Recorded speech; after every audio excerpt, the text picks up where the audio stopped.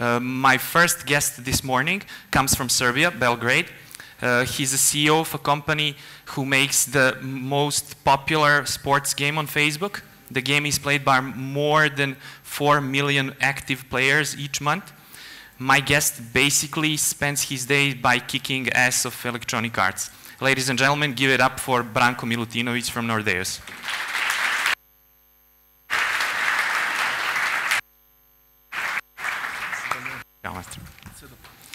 Možeš na srednje kako ćeš.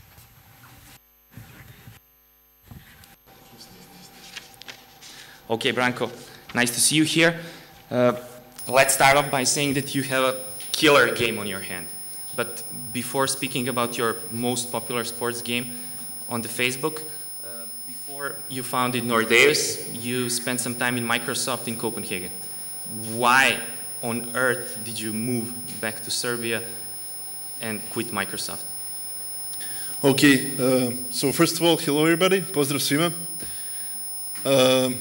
It was, so the time when I left Serbia was not really super best for IT, in a sense that very young and talented people didn't really have the opportunity to develop their skills fast enough, and there wasn't enough skillful people that could actually teach you. Because the problem we face in this region is that all the talent usually leaves the country and joins some big corporations abroad. So I was presented the choice to leave and enjoy a very nice salary and great working conditions, which I did. But after some time, I guess we saw the opportunity of returning back home and starting up a story that nobody has ever done before. And that happened simply by realizing while at Microsoft that our young experts are no less good than anybody else from any place elsewhere. So I think we were brave enough and aware that us alone can succeed. So we took a risk, came back to Belgrade, spent 1 year with no salary, working a lot, and hoping that things are going to click, and they did. So I guess it's being confident as one of the most important things to success. Okay, great. But why did you choose gaming? Why didn't you go build some enterprise software or something? Because I was building enterprise software for Microsoft. So you got sick and tired of it? Sort of. I mean, essentially, every boy's dream in IT usually is in the beginning to create games. Actually, love for computers is mostly born through playing games as children. And I was one of those. I used to spend a lot of time playing computer games. Actually, my master thesis project was a game, which was very unusual for Belgrade's Faculty of Electrical Engineering, which I attended. And then simply the money and the jobs are usually in business or some other areas of IT that are not that creative, I'd say. And I learned it while building business solutions. So my boy's dream, not only mine, so I'm talking about myself and the other people that started up the story together with me. Our passion was for something creative, actually games, and that was one of the reasons why we chose gaming. The other one is, of course, that we saw the opportunity of a new wave of games that are going to utilize social networks. And back then, when we got the idea in 2007, Facebook only started spreading all over the world. And Zynga, which is now worth, I don't know, $15–20 billion, published their first game, or one of the first, vampires and werewolves. Vampires and zombies, yeah. Yeah, that one. It was very simple, but it showed the opportunity of social networks. So shortly, that's it. Okay, you said one really important sentence, that gaming was your passion. Gary Vaynerchuk likes to say that you should live your passion, and you're not just living it, you're trying to live off it. So why Football Manager? In one of your interviews, you said that the Nordeus team basically spent half of their life playing Football Manager on their desktop. Yeah, so I'm one of those as well. But it's a very popular genre of games among young males, I'd say. Not only in Serbia or ex-Yugoslavia, but all over the world. So yeah, I mean, passion for that sort of game was extremely big, of course, and all the other sports games. So maybe that helped with the decision, but we also saw the opportunity on the market, because back then when we were considering what type of game we want to build, actually there pretty much was no competition on social networks regarding football management games. Unfortunately for us, the other big players also saw the gap. So we were kind of unlucky to have Disney Entertainment publish their football game, let's say 2 months before we did with Top 11, and then Electronic Arts, actually EA Sports, publishing FIFA on Facebook a few days before we launched. So it was, it kind of changed from a non-tapped area with no competition into one of the fiercest areas where we had to compete with EA and Disney. I mean, it's a big challenge. I read somewhere that you said that you accepted no outside funding for 2 years and that you actually bootstrapped your company. Why? Were there no investors, or were you actively trying to discourage them and bootstrap your company? It's a bit of both. So unfortunately, in our region, the startup culture is just picking up now. So there's not really, or at least there weren't, channels where you could easily get in touch with money, with investors. So nobody really approached us to help. And on the other hand, we weren't actively looking for investment either, because we hoped and were somewhat confident that we will manage to go all the way on our own.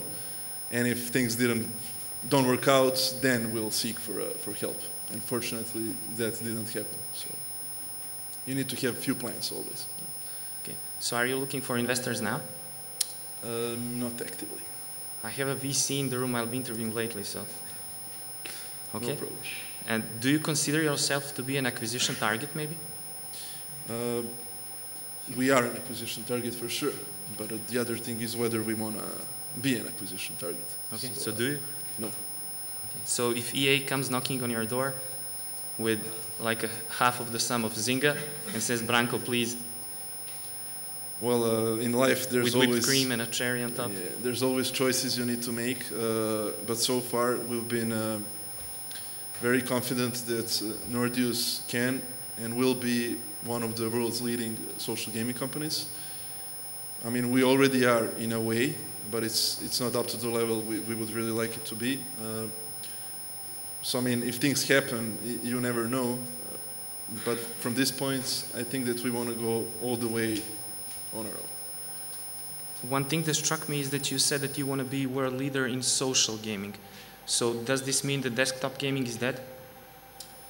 That's a good question. And there's a lot of discussions in gaming circles, in entrepreneurship circles, where gaming is going to go. I wouldn't say desktop gaming is dead, but it is in a declining phase, not now, but for a decade, ever since the consoles actually managed to become powerful enough to provide a super good experience in playing 3D and all the other games. So desktop is declining. I don't know what is going to happen. And the other thing is that online gaming and social gaming are climbing fast.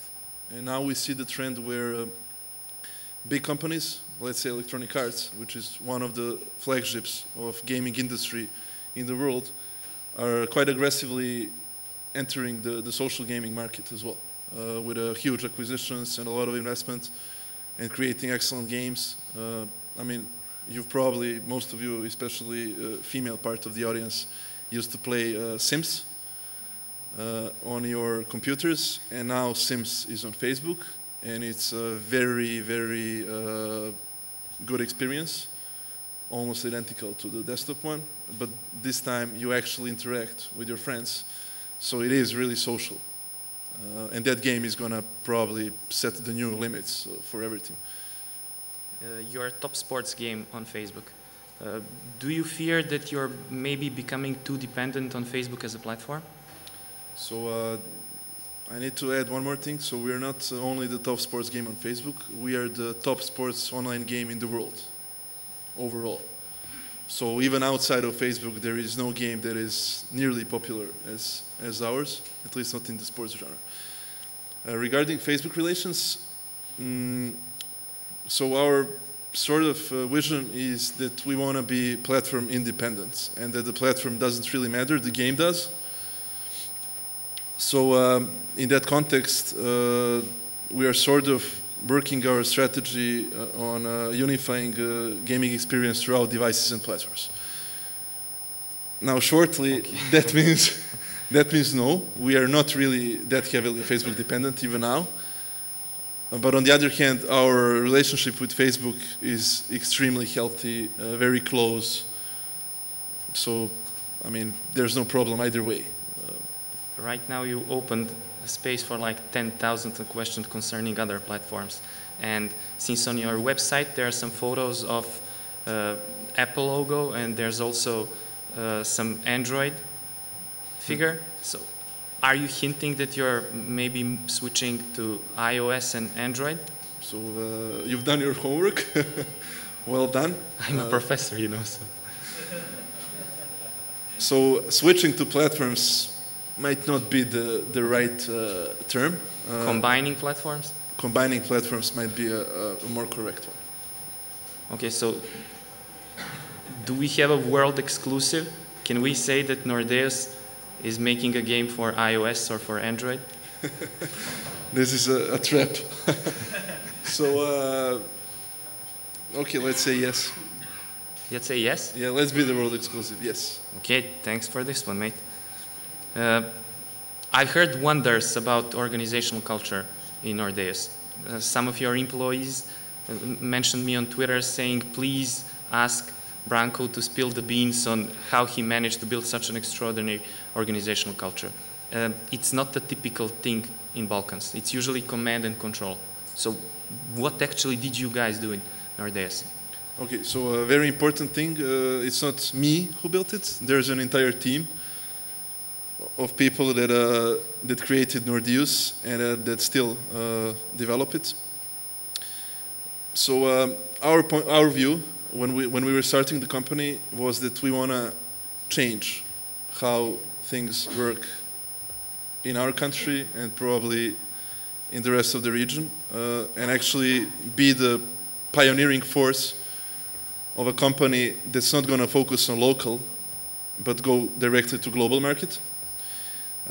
Which is a very nice place to be, because then you manage to avoid a lot of complexities of the local culture, local market, local networking, and everything else. By working for, software giants, and still the most successful company in the world of software ever, which is Microsoft, we've seen that when you have a lot of brilliant people, all you need to do is let them be brilliant. Yeah, but that's a tough thing to do in Balkans. It is a tough thing to do in Balkans, but when we hire people, so all the people working in Nordeus now are, besides being brilliant, also extremely trustworthy and good people overall. So when we hire new people, we pay attention to that segment as well, so that the person that joins us is going to fit the culture, and then what creates working atmosphere or whatever is the people, is something else. And then with some processes, you can improve it. With some very bad processes, you can degrade it, of course. But what we do, to summarize it, so we enforce very open communication. We enforce very transparent process of everything, from development to career growth. So it's everything is very transparent, and people are heavily dependent on each other and strong teamwork, which then, when you have brilliant and good guys, brings to the fact that nobody's really trying to exploit the fact that there is no real authority and command thing, but they know what needs to be accomplished, It's the vision that's in front of the entire team.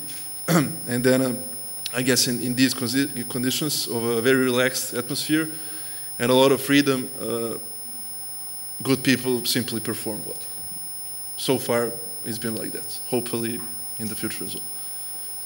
That reminded me of a story when Guy Kawasaki was working for the Apple in the early days. He said working for the Apple in the early days was like going to Disneyland and getting paid. So working in Nordeus seems something similar to that. Well, I wish. But of course, we do work. So it's not like only fun and joy. But I mean, when you're creating a product that's only yours, so you don't have clients whose wishes you need to fulfill, or actually you do, but it's users, it's guys all over the world. So when you're building something that's completely influenced by yourself, and especially if it's a computer game that in order to make money, it actually needs to bring people to play it, like it, and then without forcing them pay it. So the product you're building is completely different from everything else that we're used to in the industry of software. So in that way, actually being youthful and casual helps in being more creative. And when you're creative and you know what you want to accomplish, then it's not really hard to work either. So. Okay, this is actually a great sentence to complete our first panel. Branko, it's been great talking to you. In the beginning, Branko told me that he could speak about Nordeus for hours. I could ask you questions for like 2 days. So thank you, best of luck, and keep kicking EA Sports ass. Thanks, guys.